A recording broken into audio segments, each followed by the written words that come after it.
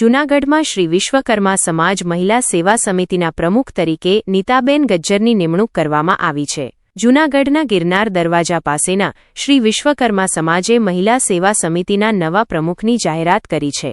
Nitaben D Gajjar કરગથરાને સર્વાનુમતે સમિતિના પ્રમુખ તરીકે પસંદ કરવામાં આવ્યા છે.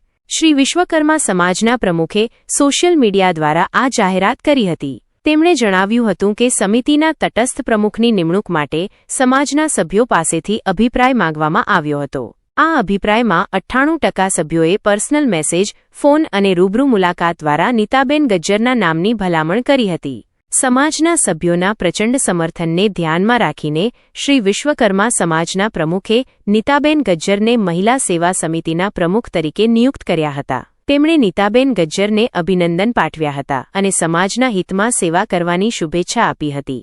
નીતાબેન ગજ્જરને સમાજ સેવા ક્ષેત્રે બહોળો અનુભવ છે. તેમણે ભૂતકાળમાં અનેક સામાજિક કાર્યોમાં સક્રિયપણે ભાગ લીધો છે. તેમની નિમણૂકથી સમાજના સભ્યોમાં ઉત્સાહનો માહોલ છે અને તેઓ નીતાબેન ગજ્જરના નેતૃત્વ હેઠળ સમાજ વધુ પ્રગતિ કરશે તેવી આશા વ્યક્ત કરી રહ્યા છે.